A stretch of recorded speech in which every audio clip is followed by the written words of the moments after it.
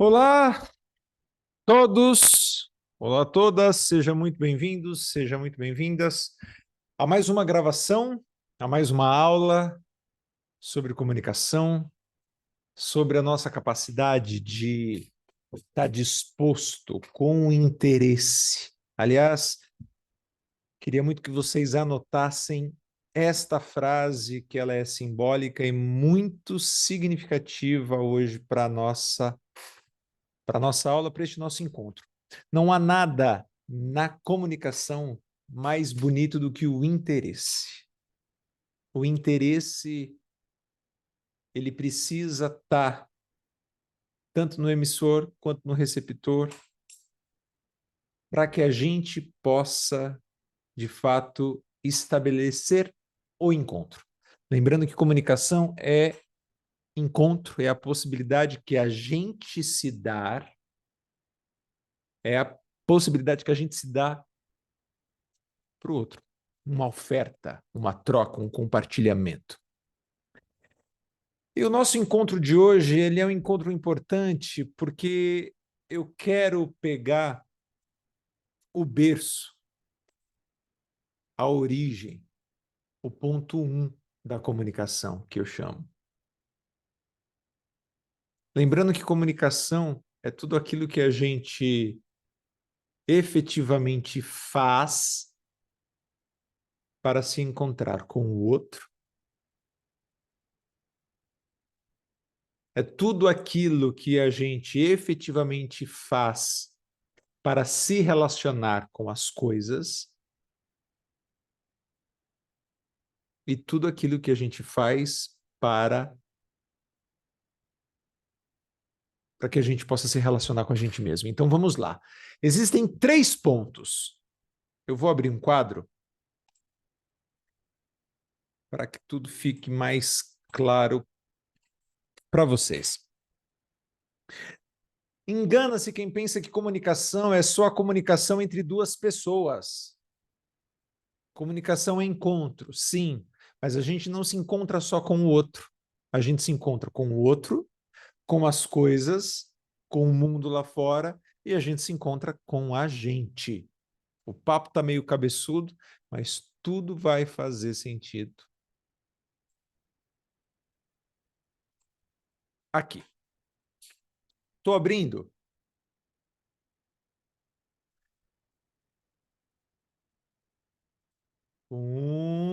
Pronto. Aqui. Aqui. Então vamos lá. Existem 3 pontos. A gente não se encontra só com o outro. Comunicação, ela não é estabelecida só a partir das relações interpessoais. Quando duas pessoas se encontram, não. Comunicação é encontro. Certo. Perfeito.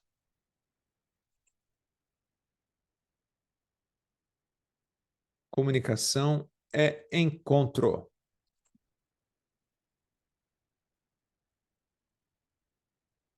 Só que existem 3 pontos fundamentais para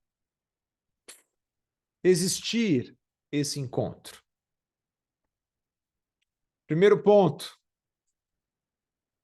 o encontro com o outro. Segundo ponto, o encontro com as coisas, e aqui eu chamo de mundo externo. Terceiro ponto, o encontro conosco, e aqui a gente vai chamar de mundo interno. Esses 3 pontos são fundamentais. No entanto, a gente se esquece do segundo e do terceiro e a gente foca só nesse encontro que a gente tem com o outro, dessa relação. Lembrando que relação são 2 laços. A gente oferece e a gente recebe. A gente dá e a gente recebe algo em troca. Por isso que se chama troca. Um encontro, de fato, uma dança, um convite. A gente está ali aberto, disposto a se relacionar com o outro. tem interesse aqui, tem disponibilidade, tem disposição, tem presença. Só que a gente se esquece do segundo e do terceiro ponto. O encontro com as coisas. Quais coisas, professor? Quais coisas, Denis? Quando a gente se relaciona com o dinheiro, não deixa de ser comunicação. Quando a gente se relaciona com o nosso trabalho, não deixa de ser comunicação. Quando a gente se relaciona com tudo aquilo que pertence ao nosso mundo externo, ou seja, o nosso mundo de fora, o nosso mundo aqui, aquele que se estabelece na nossa frente, de maneira concreta, prática. E aqui, o encontro conosco, o terceiro ponto, que é tudo aquilo que faz parte do nosso campo interno, dos sentimentos e das sensações, dos medos, dos desejos, dos sonhos. Como que eu tenho, como que você tem se relacionado com aquilo que você deseja? Como você tem lidado e se relacionado e se comunicado com os teus medos? É o encontro conosco, encontro com a gente. Vamos mudar o conosco e vamos colocar com a gente? Pelo amor de Deus, fica muito mais fácil, muito mais coloquial, palpável. O encontro com a gente. Agora vamos inverter essa ordem. Aqui que está o pulo do gato, tá? O encontro com a gente,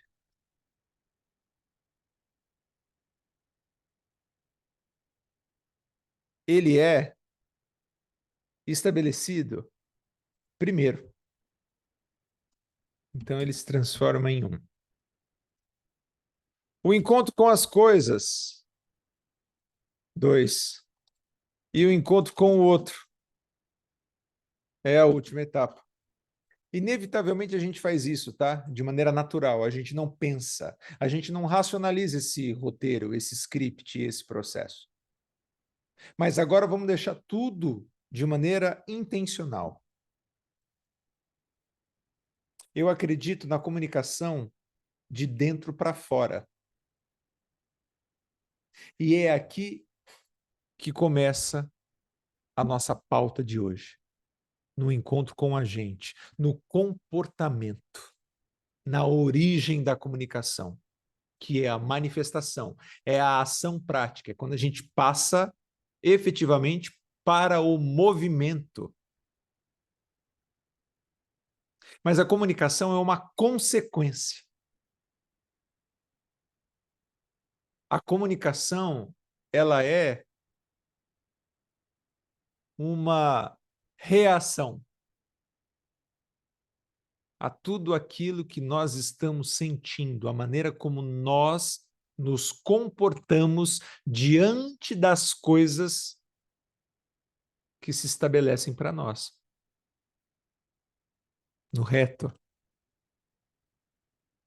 a gente joga para fora aquilo que a gente tem dentro, aquilo que possui camada interna. A comunicação é a consequência. Aqui na aula de hoje a gente vai na causa. E qual é a causa?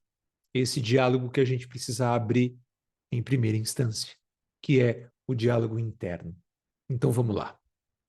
O teu berço, a tua origem, a tua trajetória, a tua história até aqui, todas as suas experiências, aquilo que você sentiu, viu, passou, se relacionou, tudo isso é o teu histórico, o teu currículo, a tua trajetória, a tua vida até aqui, a tua biografia. Tudo que você viveu ao longo destes anos para que você chegasse hoje aqui. Tudo isso se transforma na causa para que a gente possa, a partir desta causa, oferecer e ofertar para o mundo, para o outro e para as coisas. Aqui entra a comunicação. A comunicação nada mais é do que uma extensão do nosso campo interno. Se de alguma forma você viveu, experienciou, olhou, notou, sentiu, cheirou, aquilo está dentro de você. Em algum momento isso sai, você querendo ou não. É humano. Então eu sempre dou um exemplo para a gente materializar isso de maneira concreta, que é a gente pode estar falando da caneta. Vou pegar uma caneta aqui. Caneta Bic. E aí eu peço, vamos fazer um discurso descritivo sobre a caneta. Então eu começo. A caneta, ela é a forma da gente escrever no papel, ou seja, é a materialização, vou trazer de novo essa palavra, a materialização daquilo que a gente está pensando. A caneta é um instrumento que faz com que os nossos pensamentos sejam vistos. Olha que poético. Esse é o meu discurso, que eu acabo de construir, descritivo sobre esta caneta. Eu usei da poesia, eu usei da metáfora, eu usei uma linguagem absolutamente lúdica para descrever a função de uma caneta, que é a materialização do pensamento. Quando a gente escreve, a gente consegue manifestar aquilo que a gente está pensando. Ó, que bonito! Agora, no fundo, eu estou falando de mim. No fundo, é uma confissão, é um auto-julgamento. Como assim, Denis? A escolha das palavras, a leitura, a interpretação que eu dei nesse texto descritivo, o vocabulário, o meu ponto de vista, a minha interpretação, a minha leitura. Tudo isso é meu, tudo isso faz parte da história do Denis. Eu sou esse cara que usa muito da metáfora para explicar as coisas materiais, concretas e práticas, porque isso é meu, pertence a mim, com base em tudo aquilo que eu vivi, experimentei, notei, senti, cheirei, com base na minha vida, com base nas minhas referências históricas, com base na minha trajetória. Agora, muito provavelmente, se eu pedisse para que você, do outro lado da tela, pudesse fazer um texto descritivo sobre a funcionalidade de uma caneta Bic, muito provavelmente o teu texto traria a tua história, a tua trajetória, o teu berço, a tua origem, as tuas palavras, o teu vocabulário, as tuas referências. Então, no fundo, a gente está falando da gente o tempo inteiro. Porque eu me manifestei, mas eu me manifestei, mesmo diante da caneta, a partir de um ponto que eu considero como viável, possível. E qual é este ponto? A minha vida, a minha bagagem histórica, estes anos todos que eu vivi para que eu pudesse chegar até aqui. A gente usa isso de maneira instintiva, natural.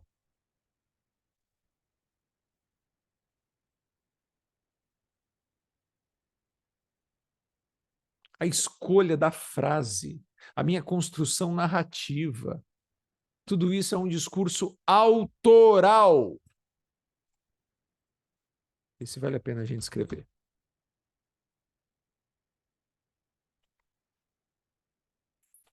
Autoral. E o que é autoral, turma? Onde eu me aproprio de quem eu de fato sou. Identidade.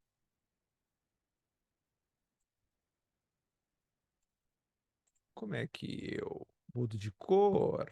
Aqui. Vamos colocar um amarelo. Amarelo ficou bom. Deixa o amarelo. O que é autoral? A minha capacidade de ser quem eu sou.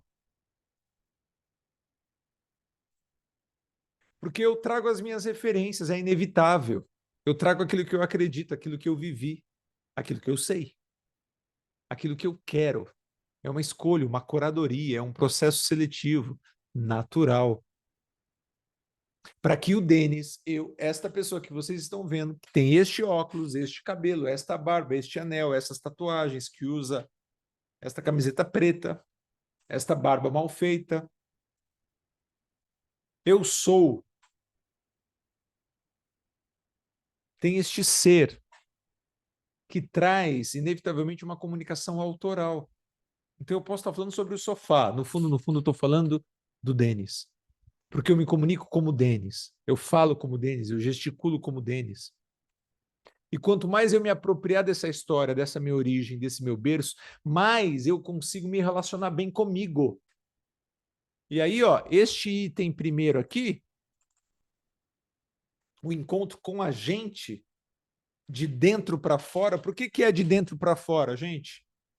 E aqui eu quero fazer só uma provocação, uma observação. Vamos abrir o parênteses. Por que que um curso de oratória ele tem prazo de validade? Porque o curso de oratória ele fala sobre as consequências. Ele abre somente espaço para o técnico. E por que que tem prazo de validade? Porque ele vai falar para você o que funciona, o que não funciona, com base num padrão de comportamento coletivo, social. Ele vai te colocar numa caixa. Ele vai desrespeitar a tua autoridade. Lembrando que a autoridade vem da capacidade que você tem de ser você, autoral. E aí o curso básico de oratória vai olhar para a sua fala e, de acordo com um modelo, de acordo com um parâmetro referencial que ele vai ter como régua, ele vai te dizer, ele vai te dizer se aquela tua fala funciona ou não, se aquele teu discurso ele é bom ou não, tem um juízo de valor, mas com base num padrão comportamental e social coletivo. E quem que estabelece esse padrão comportamental coletivo do que funciona e do que não funciona? Os grandes autores. Olha só que incoerência. E quem são os grandes autores? Os grandes oradores. Barack Obama, por exemplo. Por que que o Barack Obama tem uma oratória potente? Porque ele possui um discurso autoral. E aí todo mundo vai tentar imitar o jeito Barack Obama de falar. E por que que vai dar ruim? Porque ele pulou, ó, ele pulou esta etapa, ele pulou esta etapa. O curso de oratória vai olhar para a tua gesticulação, o que eu faço com as minhas mãos enquanto eu falo. Como que eu posso gesticular durante a minha mensagem? E aí tem um pulo do gato aqui, tá? Que eu queria que vocês anotassem. O mensageiro, ele nunca pode ser maior do que a mensagem. Ótimo. Mas para a mensagem ser alcançada, o mensageiro precisa estar presente. Então é uma linha muito cruel que, se a gente não tem a percepção, se a gente não estuda e treina, a gente não sabe como se colocar, porque ao mesmo tempo que o mensageiro precisa ter a percepção de que a mensagem dele é mais importante do que ele, o mensageiro, ele próprio, precisa estar na mensagem também, para que ela possa ser alcançada por mais e mais pessoas, para que a comunicação possa ser oferecida, estabelecida. Ou seja, o Barack Obama sabe que o que ele fala é mais importante do que ele. No entanto, a fala dele também alcança pessoas, porque existe uma capacidade dele ser ele, através da mensagem dele. A autoridade.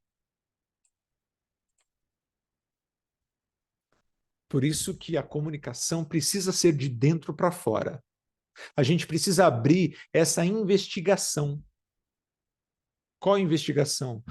Esse eu observador da tua vida, da tua história, e trazer isso para jogo. Olha, Denis, você teve uma infância assim, pais assim, passou por inúmeras experiências assim, assim, assado. Então vamos se apropriar delas nesse discurso. Não vamos tentar copiar ninguém. Vamos tentar trazer toda a sua história, a tua jornada, as tuas experiências ao teu favor na hora de passar esta mensagem, que tal? O mensageiro é um instrumento, ele é um meio para a mensagem dele. No entanto, para que a mensagem dele possa ser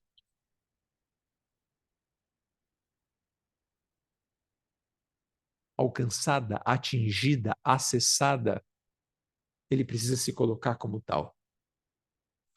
A minha mensagem é mais importante do que eu, mas existe um eu aqui. É este eu que vai passar esta mensagem para você. Se não existe um mensageiro próprio, a mensagem fica perdida. O que eu mais recebo de gente aqui que eu atendo é: fiz um curso de oratória, mas aquilo não me ajudou em nada. Porque ele não abriu espaço para esse diálogo interno. O curso de oratória, ele não vai pegar nas causas. E quais são as causas? A gente tem medo de falar? Não, a gente fala pra cacete o tempo todo. Quais são os maiores medos na comunicação? A ausência de investigação interna. Por quê? Os maiores medos que a gente tem na comunicação é a insegurança, a falta de capacidade, o medo do abandono, da reprovação, medo do julgamento, daquilo que o outro vai pensar, a opinião do outro ao meu respeito. Comunicação é a maior capacidade que a gente tem. Isso é muito bonito. Anotem. Comunicação é a maior possibilidade que a gente tem de existir. É a maior prova de que a gente está de fato existindo. Agora, você imagine você ir para um palco, pegar o microfone e colocar a sua existência para ser julgada pelo outro. Não gostei do que ele falou. Ou seja, porque eu existo. O papo está filosófico, mas vocês estão acompanhando? Não faz sentido? A gente precisa abrir esse espaço do campo interno para que a gente vá nas causas. Quais são as causas? As nossas inseguranças, os nossos medos, as nossas culpas, as nossas travas, os nossos bloqueios. Por isso que o curso de oratória tem prazo de validade, porque ele não vai olhar para isso. Ele não vai olhar para você como um mensageiro. Ele vai continuar olhando para o Barack Obama e vai comparar a tua fala com a dele. E vai ser muito cruel esse comparativo, porque ele está recusando a tua história para isso. Você só vai ter uma palavra e uma fala potente a partir do momento que você usar a tua história a favor. E aí é você contando como você, o que você acredita. E aí tem poder. Então, tudo isso para que a gente possa chegar nesse comportamento, nessa ação. Lembrando que comunicação é a reação. Qual é a ação? Aquilo que você pensa, aquilo que você sente, aquilo que você viveu. Esse diálogo interno, esse encontro com a gente. Essa nossa primeira comunicação. Quem eu sou? O que eu vivi? Sobre o que eu vou falar? Essa construção natural de autoridade. A partir daí, a gente passa a ter uma chance muito maior de se relacionar com o mundo lá fora, tanto com as coisas internas e externas, tanto com o outro. Faz sentido ou não?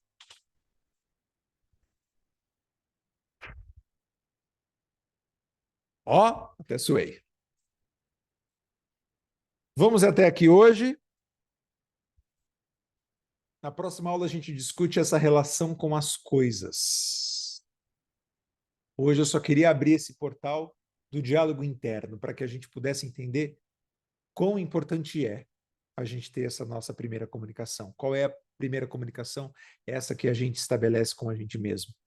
Essa abertura inevitável para que a gente possa construir uma fala, um discurso e uma mensagem que seja absolutamente autoral, própria, única e exclusivamente minha.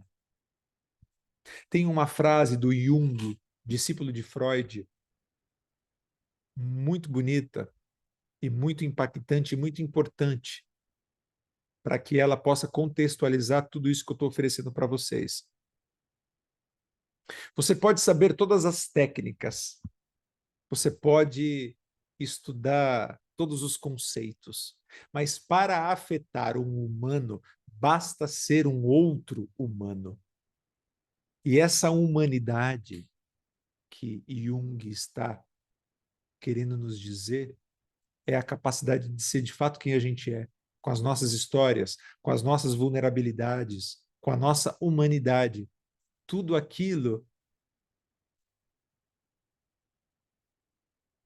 que contribuiu efetivamente para ser quem eu sou hoje. Aí você tem, naturalmente, uma fala e uma comunicação autoral. E ela só pertence a você. Muito obrigado pela presença. Beijo para quem é de beijo, abraço para quem é de abraço e até a próxima.